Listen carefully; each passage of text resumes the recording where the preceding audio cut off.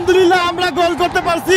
আমি এখন আছি বাংলাদেশ জাতীয় স্টেডিয়ামে। ইনফিনিক্স প্রেজেন্স আজকের আমি শুট কভার করতেছি। অলরেডি দর্শক গ্যালারিতে প্রচুর ভিড় করতেছে। কিছু সময়ের মধ্যে প্লেয়ারগণ চলে আসবে, বেশ এনজয় হবে। মাত্রই শুরু। This is my friend future Hamza. তুমি কি পর্যায়ে খেলতেছো বর্তমানে? আমি বর্তমান বাংলাদেশ চ্যাম্পিয়ন্স লিগ খেলতেছি। অলরেডি কিন্তু শুরু হয়ে গিয়েছে Bangladesh Vyas Azerbaijan match. Already কিন্তু মাঠে নেমে গেছে বাংলাদেশ ভ্যাস আজারবাইজান। এখন সবার কিন্তু জল্পনা কল্পনা, দেখা যাবে যে কি হয়। গাইস একটা গোল হতে পারে, গোল হতে পারে। তোমার কি মনে হয় আমরা কি জিততে পারবো?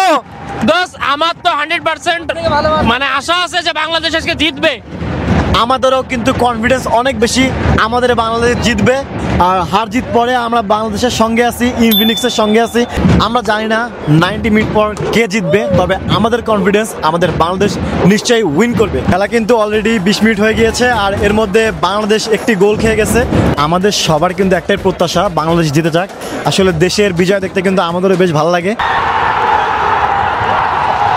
আলহামদুলিল্লাহ আমরা গোল করতে পারছি। আলহামদুলিল্লাহ আমরা জানতাম আমরা গোল করব। বাংলাদেশ কেবল খেলা শুরু, আরো গোল হবে। অলরেডি 45 মিনিট চলে গেছে, বাট এখনো কিন্তু 1/1 গোল। মানে এখন আমরা আসলে হতাশ না, কারণ আমরা বিশ্বাস করি যে আমরা গোল দিতে পারি। ফেরত আসছে আজকে ম্যাচ, আমরা উইন হয়ে যাবে ইনশাআল্লাহ। অবশ্যই উইন হব ভাই, উইন হবে ইনশাআল্লাহ। ইনশাআল্লাহ উইন হবে ভাই, ইনশাআল্লাহ এই ম্যাচ উইন হবে। হাফ টাইম শেষ হলো, এখন আবারও ম্যাচ শুরু হচ্ছে। আর আমরা মনে বড় আশা নিয়ে আছি যে আমাদের বাংলাদেশ জিতবে। তোমার কি মনে হয় ভাই? আর 2-4টা দিবে বাংলাদেশ, আরো দিবে, গোল দিবে। 65 মিনিট পার হয়ে গেছে, এখনো 1/1। জাস্ট সাউন্ড শুনুন, নারায়ে তাকবীর, আল্লাহু আকবার,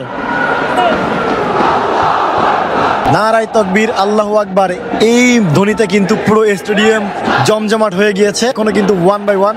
দেখা যাক 90 মিনিটে কি হয়।